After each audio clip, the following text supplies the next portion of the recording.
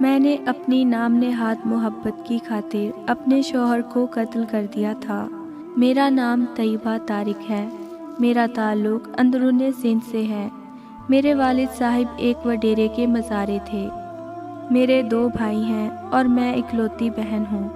ہم سارا خاندان مل کر محنت کرتے تھے، تب جا کر گھر میں 3 وقت کی روٹی اور زمین کا ٹھیکہ ادا کر پاتے تھے۔ میں اور میری ماں وڈیرے کی کوٹھی پر بھی کام کرنے کے لیے جاتے رہتے تھے۔ آغاز جوانی میں ہی وڈیرے کے بیٹے طلعت نے مجھے محبت کے نام پر ورگلانا شروع کر دیا۔ گو کہ ان پڑھ ہونے کے باوجود جس حد تک ممکن تھا میرے والدین نے میری بہترین تربیت کی تھی، مگر بعض دفعہ جب انسان قصداً گناہ کرنے کا ارادہ کر لیتا ہے تو شیطان اس کی عقل پر پردہ ڈال دیتا ہے۔ میرے ساتھ بھی کچھ ایسا ہی ہوا کہ جب وڈیرے کے بیٹے نے مجھے ورگلانا شروع کیا تو پہل میں اس بہکاوے میں نہیں آتی، ہر ممکن اس سے کتراتی رہی، مگر میرے نفس میں بھی چور تھا، مجھے بھی لذت گناہ سے آشنا ہونا تھا، لہٰذا آہستہ آہستہ بات منہ زبانی سے شروع ہوتی ہوئی ایک دوسرے کو چھونے تک پہنچی۔ اسی دوران وڈیرے کے گھر میں کام کرنے والی دوسری عورت نے مجھے وڈیرے کے بیٹے طلعت کے ساتھ دیکھ لیا۔ یوں بات حویلی سے باہر نکلتے ہی آہستہ آہستہ پورے گاؤں میں پھیل گئی اور سب سے آخر میں میرے گھر بھی پہنچ گئی۔ میرے والدین نے مجھ سے اس بات کے متعلق حقیقت جاننا چاہی تو میں صاف مکر گئی۔ مجھے حویلی کی اس نوکرانی کے روبرو لایا گیا جس نے مجھے اپنی آنکھوں سے دیکھا تھا۔ ملازمہ کو میرے روبرو آنے سے پہلے ہی وڈیرے کے بیٹے نے ڈرا دھمکا کر بیان بدلوا دیا تھا۔ یوں میرے گناہ پر پردہ ڈل گیا، مگر اتنی بڑی اور واضح نصیحت کے باوجود بھی میں نے کوئی عبرت نہ پکڑی اور میرے سچا ثابت ہو جانے پر میرے گھر والے بھی مجھ سے نظریں چرا کر پھرنے لگے۔ اب میں کھل کر ماں کے ساتھ حویلی جانے لگی اور بات فقط ایک دوسرے کو چھونے سے آگے بڑھنے لگی۔ اسی دوران ایک بار میں اور وڈیرے کا بیٹا بوس و کنار ہو رہے تھے کہ اچانک میری ماں کمرے میں آ دھمکی۔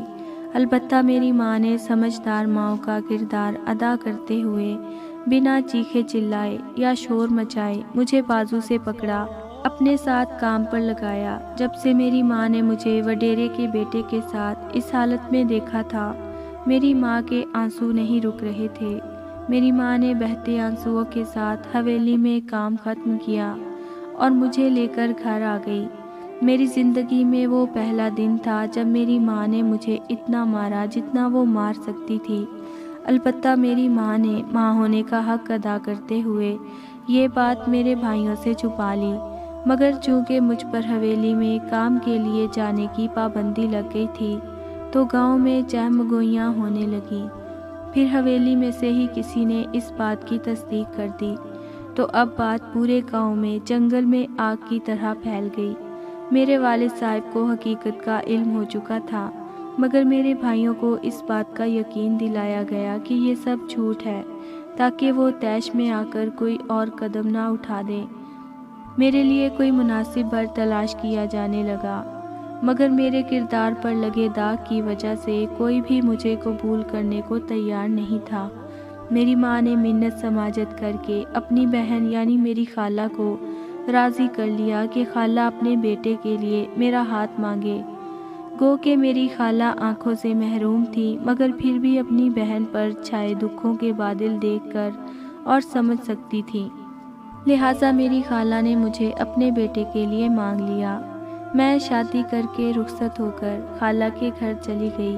میرا خالہ زاد الطاف کراچی میں کسی کوٹھی پر سیکیورٹی گارڈ تھا۔ وہ مہینے میں 1 آدھ بار ہی گھر آتا تھا۔ گھر میں سارا دن میں اور خالہ ہی رہتے تھے۔ شادی کے 1.5 سال بعد میں نے ایک بیٹی کو جنم دیا تھا اور بیٹی کو جنم دینے کے بعد میں دوبارہ کبھی ماں نہ بن سکی۔ الطاف کی اور میری شادی کو 7 سال گزر چکے تھے۔ میری بیٹی تقریباً 5.5 سال کی تھی۔ میری ساس کی مکمل بینائی جا چکی تھی۔ میرا شوہر کراچی میں ہی جاب کرتا تھا۔ اسی دوران میرا اور اس وڈیرے کے بیٹے کا رابطہ بحال ہو گیا۔ اس نے مجھ سے شادی کی خواہش کا اظہار کیا اور مجھے اپنی محبت کا یقین دلایا۔ اس نے مجھے بچی سمیت قبول کرنے کی حامی بھر لی۔ اب الطاف سے جان چھڑانے کا مسئلہ تھا۔ آخر کار الطاف کو موت کی نیند سلا کر اس سے جان چھڑانے کا فیصلہ کر لیا گیا اور منصوبے کے مطابق الطاف کو کھانے میں زہر ڈال کر کھانا کھلا دیا گیا۔ الطاف ساری رات تڑپ تڑپ کر صبح صادق کے قریب دنیا سے گزر گیا۔ میں نے الطاف کی لاش کو سیدھا کیا اور نماز کے بعد رونا دھونا شروع کر دیا۔ چونکہ الطاف کے پیچھے اس کی بوڑھی نابینا ماں کے علاوہ اور کوئی رشتہ نہ تھا، لہٰذا کسی کو بھی مجھ پر شک نہ ہوا، نہ ہی کسی نے موت کی وجہ جاننے میں دلچسپی لی۔ الطاف کو دفنا دیا گیا اور میں الطاف کی ماں کے ہمراہ اپنے گھر آ بیٹھی تھی۔ ابھی عدت بھی پوری نہیں ہوئی تھی کہ میں وڈیرے کے بیٹے کے ساتھ اپنی بیٹی کو لے کر گھر سے فرار ہو گئی۔ طلعت نے مجھ سے نکاح کر لیا۔ سب کچھ بالکل ٹھیک چلتا رہا، یہاں تک مجھے اپنی غلطی گناہ کا کبھی احساس بھی نہ ہوا۔ پھر ایک دن میری بیٹی جو اب 14 سال کی ہو چکی تھی، اس نے بتایا کہ امی ابو میرے ساتھ نازیبا حرکات کرتے ہیں۔ بیٹی کی بات سن کر میں نے اپنے شوہر سے بات کی تو وہ صاف مکر گیا، بلکہ الٹا کپڑے دھونے والے ڈنڈے سے میری بیٹی کو پیٹ ڈالا۔ اس دن کے بعد بیٹی وقتاً فوقتاً مجھے شکایت کرتی۔ میں نے لاکھ اپنے شوہر پر نظر رکھی مگر اسے کبھی رنگے ہاتھوں پکڑ نہ سکی۔ ایک دن میرے شوہر نے انتہائی طیش میں میری بیٹی کو مارنا شروع کر دیا۔ میرے پوچھنے پر بتایا کہ اس کا کسی لڑکے کے ساتھ ناجائز تعلق ہے۔ میں نے بھی اپنے شوہر کے ساتھ مل کر بیٹی کو پیٹنا شروع کر دیا۔ میرے شوہر نے کہا یہ اپنا گناہ چھپانے کے لیے مجھ پر الزام لگاتی تھی، جبکہ میری بیٹی قسمیں کھاتی رہی کہ ماں ابو نے مجھ پر اپنی ہوس مٹانی چاہی۔ میں نے انکار کر دیا تو اس بات کی سزا دے رہا ہے۔ میں نے بیٹی کی بات کا قطعی یقین نہ کیا کیونکہ میرا ماضی میرے سامنے تھا۔ دوسرا، میری آنکھوں پر میرے شوہر کی محبت کی پٹی بندھی تھی، لہٰذا میں نے بنا ترس کیے بیٹی کو اتنا پیٹا کہ وہ بے ہوش ہو گئی۔ اس دن کے بعد میری بیٹی نے کبھی مجھے اپنے سوتیلے باپ کے متعلق شکایت نہیں کی۔ پھر اس واقعے کے 7 ماہ بعد اچانک میری بیٹی نے خودکشی کر لی۔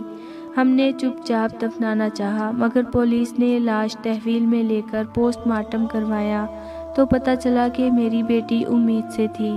ہم دونوں میاں بیوی گرفتار ہوئے تو پولیس کی تفتیش کے دوران میرے شوہر نے میرے سامنے میری بیٹی سے زیادتی کی تصدیق کر دی، بلکہ یہ بھی بتایا کہ وہ میری بیٹی کو ڈرا دھمکا کر دوستوں کی لذت کا سامان بھی بناتا تھا۔ اس انکشاف کے بعد میرے تو حواس بحال نہ رہے، میں بے ہوش ہو کر گر پڑی۔ 3 دن بعد ہوش میں آئی۔ پولیس نے مجھے بے قصور قرار دے کر بری کر دیا، جبکہ مجھے بتایا کہ میری بیٹی نے خودکشی نہیں کی، بلکہ میرے محبوب شوہر نے میری بیٹی کے سوتیلے باپ اس وڈیرے کے بیٹے نے اپنا گناہ چھپانے کے لیے میری بیٹی کو زندہ جلا دیا ہے۔ میرا شوہر آج جیل میں اپنی سزا بھگت رہا ہے۔ میرے والدین اور خالہ گزر چکے ہیں۔ میرے بھائی گاؤں چھوڑ گئے ہیں، جبکہ میں بیٹی کے غم اور گناہوں پر پچھتاتے ہوئے رو رو کر نابینا ہو چکی ہوں۔ میں نے پولیس کے سامنے الطاف کے قتل کا اقرار کیا ہے، مگر انہوں نے بجائے مجھے گرفتار کرنے کے کہا ہے کہ تیرے لیے جو سزا اللہ نے چن لی وہی کافی ہے۔ آج میری آنکھوں کی بینائی جا چکی ہے۔ میری سب سے بڑی خواہش فقط ایک بار سب رشتوں سے ہاتھ جوڑ کر معافی مانگنا اور ایک نظر اس دنیا کو دیکھنا ہے، مگر میری خواہش پوری ہونا ناممکن ہے۔ میں اس وقت کراچی کے ایک فلاحی ادارے میں رہائش پذیر ہوں، جہاں مجھے بہترین کھانا اور رہائش مل رہا ہے، مگر میں جب بھی چلتے ہوئے ٹھوکر کھا کر منہ کے بل گرتی ہوں تو مجھے خیال آتا ہے جب میری نابینا خالہ اپنے جوان بیٹے کو ملنے اس کی قبر پر جاتی ہوگی تو ایسے ہی ٹھوکر کھا کر گرتی ہوگی۔